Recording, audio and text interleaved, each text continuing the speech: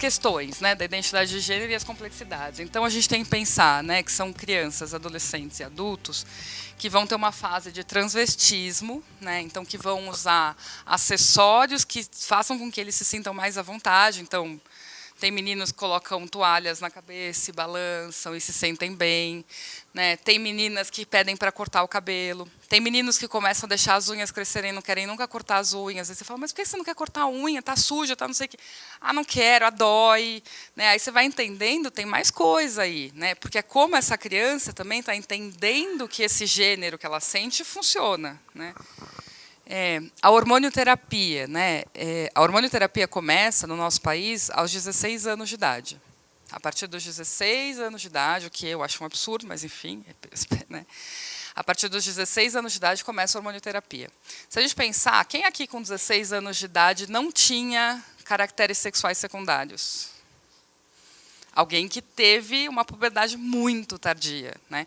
Então, a gente está falando de crianças que vão ter que lidar com uma conformidade biológica, então, uma menstruação, ereção do pênis, nascimento de pelo, e não queriam estar sentindo isso. Né? E aí esse sofrimento aumenta, e aí a gente aumenta risco de automutilação, suicídio. Né? Então, é importante entender, assim, as crianças que chegam no ambulatório, que a gente entende que estão ali já 1, 2, 3 anos naquela vivência, isso não tem mudado. E mesmo que mude, né, a gente pensa em bloqueio hormonal. Né? Então, segura a puberdade. Né? E aí essa criança, após esse período, e aqui, infelizmente, no nosso país só com 16 anos, vai poder não escolher, mas expressar o gênero que ela sente, poder vivenciar direto esse gênero sem ter conformação sexual secundária de outro gênero. Passabilidade, esse é um termo que as pessoas trans usam muito. Assim. Vocês sabem o que é passabilidade? Conseguem imaginar? Eu passo como mulher, eu passo como homem. Então, ninguém vai saber e ninguém vai me agredir se me vir na rua. Né? E aí, isso é tão importante para essa população de um modo geral, porque assim, o ninguém saber significa que eu passo invisível. Eu não quero ser vista ou visto e julgado por algo que eu não quero, é meu, eu não quero. Eu tenho esse direito. A gente, como cis, eu consigo isso sozinha. As pessoas podem olhar, sei lá, ela é gorda, ela tem sei lá o quê, ela tem sei lá o quê, mas ok. Né? Mas não olham para mim e ficam pensando, será que é um homem ou uma mulher? Né? E aí as pessoas, sem perceber, na maioria das vezes, fazem um scan, né? Cadê? Começam, o pé é grande, é grande, tem um volume ali. Né? Então, assim, imagina você ser escaneada. Né?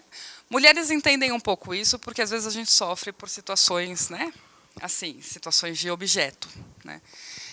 E as pessoas trans sofrem isso o tempo inteiro. Então, a questão da passabilidade para eles é muito importante. Por isso que, às vezes, a gente vê adolescente correndo risco, tomando hormônio sem conhecimento médico, sem indicação, para se livrar desses caracteres sexuais secundários. Né? Então, cabelo, barba, voz grossa, seio, menstruação. Né? Imagina um homem trans menstruando.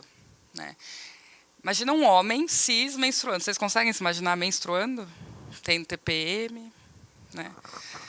Uma mulher trans acordando com pênis ereto e tendo ejaculação, tendo poluição noturna. Né? É muito impactante, assim, é muito, né, agressivo.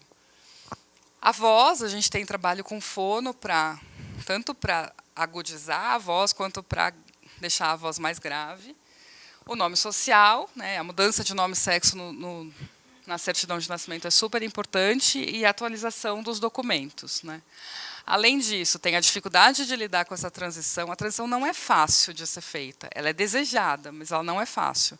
Porque, às vezes, a gente tem a expectativa de que a gente vai ter uma fada madrinha que vai bater uma varinha e pronto, resolveu. Né? E a gente trabalha muito isso em terapia, de que, calma, você vai ser o que você é. O que você imagina talvez não seja, mas o que dá para ser, o que dá para construir em você? Né? Que características você tem para valorizar, que características você não quer de fato. Né?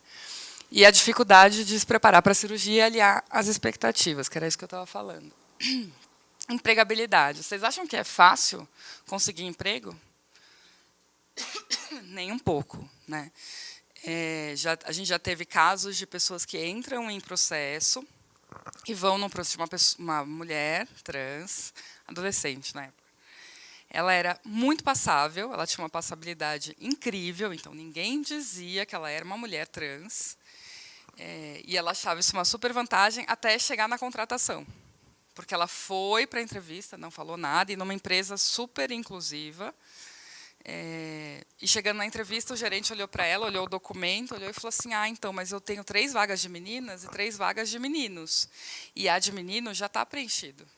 Ela falou: não, mas eu sou uma menina. Não é o que está escrito aqui. Né? Enfim, entrou com um processo, ganhou um processo, enfim. Né? Tem uma outra que ganhou um processo contra o McDonald's e conseguiu fazer a cirurgia.